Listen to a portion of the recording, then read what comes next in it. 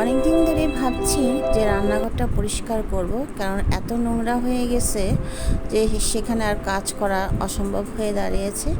সেই জন্য আজকে ভাবছি যে কোনো মূল্যেই হোক আজকে রান্নাঘরটা পরিষ্কার করবই।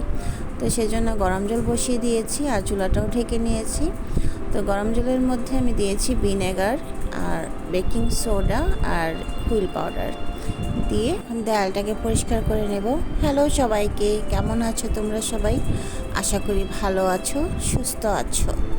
ভিডিওর শুরুতেই পুরনো সে কথাটি আবার মনে করিয়ে দিই, যারা আমার ভিডিওটি ক্লিক করেছো তারা প্লিজ লাইক দিয়ে ফুল ভিডিওটি কন্টিনিউ করো। আর যারা আমার ভিডিও দেখো কিন্তু এখনও আমার চ্যানেলটিকে সাবস্ক্রাইব করোনি, যদি আমার ভিডিওটি কোনো একটা অংশ তোমার কাছে ভালো লেগে থাকে প্লিজ সাবস্ক্রাইব করে আমার পাশে থেকো। আর যারা অলরেডি আমার বন্ধু হয়েছো তাদেরকে জানাই অসংখ্য ধন্যবাদ। আর যারা পুরনো বন্ধু আছো তাদেরকেও আমার ভালোবাসা রইল। তো দেখো দেওয়ালটা কী পরিমাণ নোংরা হয়েছে। আর আমি তো আগেই বলেছি যে শীতের সময় আমি একটু অসুস্থ ছিলাম আর অলসতাও ছিল, নানান ঝামেলাও ছিল, সেই কারণে আমি তেমন কোনো কাজ করতে পারি নাই। শীতের সময় রান্নাঘরে জানলা দিয়ে এত বাতাস আসে যে আমি রান্না করতে পারি না, সেই কারণে জানলা বন্ধ করে আমাকে রান্না করতে হয়েছে, এই জন্যই এতটা নোংরা হয়েছে। আর আজকে যেহেতু আমি রান্নাঘরটা পরিষ্কার করব, ভাবলাম তোমাদের সাথে শেয়ার করি। দেখো আমার দেয়ালটা একদম পরিষ্কার হয়ে গেছে। টাইলসের দেয়াল আসলে পরিষ্কার করতে তেমন কোনো কষ্ট হয় না, একটু ঘষা দিলে দেখা যায় পরিষ্কার হয়ে যায়, এটা একটা সুবিধা আছে। আগের দিনে মুরব্বীরা বলতো ঘর বাড়ি যত পরিষ্কার থাকবে সংসারের আয় উন্নতি বেশি হবে এবং লক্ষ্মীর বসবাস হবে। আর বিশেষ করে রান্নাঘর যত পরিষ্কার থাকবে তত নাকি ভালো, রান্নাঘরে নাকি মা লক্ষ্মী বসবাস করে। আমাদের মেয়েদের আসল জায়গায় হচ্ছে রান্নাঘর। দিনের অধিকাংশ সময় যেহেতু আমাদের এই রান্নাঘরেই কাটাতে হয়, তাই রান্নাঘরটাকে ভালো করে পরিষ্কার পরিচ্ছন্ন করে যদি একটু সাজিয়ে গুছিয়ে রাখা যায় তাহলে নিজের কাছেও কিন্তু অনেক ভালো লাগে। মা লক্ষ্মীও কিন্তু খুশি থাকে। মা লক্ষ্মী খুশি থাকা মানে ঘরের শান্তি বজায় থাকে আর স্বামীর আয় উন্নতি ভালো হয়। সেই কারণে ঘর দুয়ার সবসময় পরিষ্কার পরিচ্ছন্ন রাখা। মেয়েরা হচ্ছে ঘরের লক্ষ্মী। একটা মেয়েই পারে অগোছালো একটা সংসারকে সাজিয়ে গুছিয়ে স্বর্গ তৈরি করতে। অথচ এই সমাজে এই মেয়েরাই কত লাঞ্ছিত, অপমানিত, নির্যাতিত, ধর্ষিত। এই নারীর গর্ভে একটা পুরুষের জন্ম, সেই নারীকেই তারা সম্মান করতে পারে না। এখনকার পরিস্থিতি এতটাই খারাপ হয়েছে যে আসলে ভবিষ্যতে কি হবে আমরা কেউই জানি না। যাই হোক, এইসব বিষয়ে কথা নাই বলি। তো আমার চুলা মোছা হয়ে গেছে। চুলার মধ্যে যে পাথরগুলো দেখেছো সেটা দেওয়ার কারণ হচ্ছে আমার চুলা থেকে অনেক কালি উঠতেছিল, সেই কারণে আমি এই পাথরগুলো দিয়েছি। পাথর দেওয়াতে আমার কালি ওঠা অনেকটাই বন্ধ হয়ে গেছে। এটা আমার মাকে দেখেছি, মার কাছ থেকে আমি শিখেছি এটা। কিছুদিন এত কালি উঠতেছিল আমার চুলা থেকে, মানে সব কিছু কালি, হাঁড়ি পাতিল সব কালি ভরে যাচ্ছিল। যেমন মাটির চুলায় রান্না করলে যেমন হয় তেমনই, মানে জামা কাপড়ে কালি লেগে যেত, তারপর হাতে, সব কিছুর মধ্যে এত বিরক্তকর লাগছিল।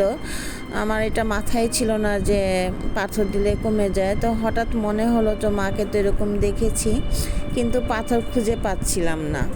তো একদিন বাইরে গিয়েছিলাম, হঠাৎ দেখি রাস্তা ঠিক করতেছিল, তো ওখান থেকে কয়েকটা পাথর আমি নিয়ে এসেছি, নিয়ে এখন চুলার মধ্যে দিয়েছি। তো অনেকটাই কালি কম ওঠে, এখন অনেকটাই কালি ওঠে না বললেই চলে।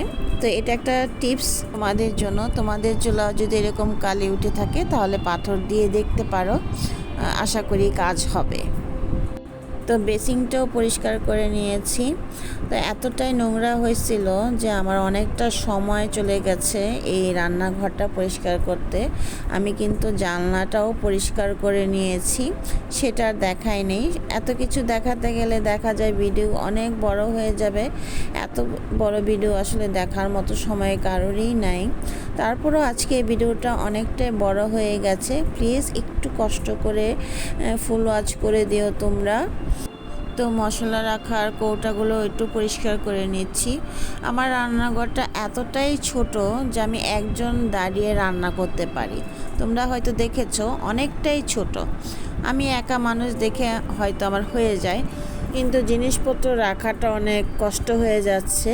তো রেগুলার যে মশলা ব্যবহার করি সেটা রাখারও একটা জায়গাও নাই এই রান্নাঘরে। তো এই বেসিংয়ের সাথে আমি একটু জায়গা করে এগুলো রেখেছিলাম। তো এগুলো তো প্রায় সময় আমাকে পরিষ্কার করতে হয়, কারণ তেল কাজটা হয়ে নোংরা হয়ে থাকে।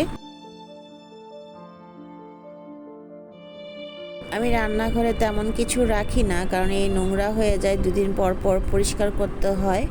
এটা আমার কাছে অনেক বিরক্তকর লাগে। তারপরেও প্রতিদিন যে তেল মশলা লাগে রান্না করতে সেগুলো তো অন্তত রাখতে হয়। সেটা রাখারও তেমন একটা জায়গা নেই। এই যে সিঙ্কের যে জায়গাটা আছে এই জায়গাটার মধ্যে আমি রাখি আর কি। ইউটিউবে অনেক আপুদের দেখেছি তাদের রান্নাঘরটাকে অনেক সুন্দর করে পরিষ্কার পরিচ্ছন্ন করে সাজিয়ে গুছিয়ে পরিপাটি করে এত সুন্দর করে রেখেছে, মনে হয় যেন ছোট্ট একটা স্বর্গে বসবাস করে। তো আমারও খুব ইচ্ছে হলো, কারণ মানুষ মানুষের কাছ থেকেই শিখে, শেখার তো কোনো শেষ নেই। আমিও তোমাদের কাছ থেকে শিখেছি, তাই আমার রান্নাঘরটাকেও আমি একটু সাজিয়ে গুছিয়ে রাখার চেষ্টা করছি। জানি না আমি কতটুকু পেরেছি, তোমাদের মতো হয়েছে কিনা, হয়তো বা হয়নি। আমি যতটুকু আমি পেরেছি, যতটুকু আমার সম্ভব হয়েছে আমি অতটুকুই করতে পেরেছি। ভবিষ্যতে আরও চেষ্টা করব আমার সংসারটাকে আমি সুন্দর করে সাজিয়ে গুছিয়ে রাখার আস্তে আস্তে চেষ্টা করছি। দেখা যাক কতটুকু কী করতে পারি। তো এটা ছিল আমার চামচ রাখার জন্য, কিন্তু এটা ভেঙে গেছে। তো এখন তো আর এটা কেনা সম্ভব না, তাই হ্যাঙ্গিং টপটার মধ্যে রেখেছি আপাতত। পরে যখন বাইরে যাব কিনে নিয়ে আসব। এখানে আমার হুইল পাটার এবং বিম লিকুইড থাকে, এগুলো আমি কিনে এনেছি রান্নাঘরে সাজিয়ে রাখার জন্য। আমি অনেক আপুদের দেখেছি, সেই কারণে আমার কাছে খুব ভালো লেগেছে। এখানে একটা গাছ রেখে দিলাম। আমি যেহেতু রিয়েল গাছ রাখতাম, কিন্তু তেল কাজটার কারণে গাছগুলো একটু নষ্ট হয়ে যাচ্ছে, সেই কারণে এগুলা কিনে আনা। তো কেমন হয়েছে তোমরা জানাইও। আমার যতটুকু আমি পেরেছি এখন ততটুকুই আমি সাজিয়েছি। ভবিষ্যতে হয়তো আরও সাজানোর চেষ্টা করব।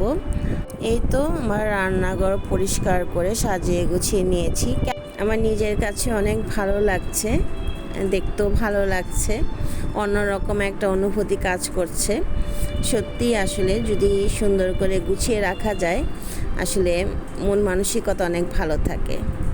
তো কেমন হয়েছে জানায়ও। আজ এ পর্যন্তই, আবারও দেখা হবে নতুন কোনো ভিডিও।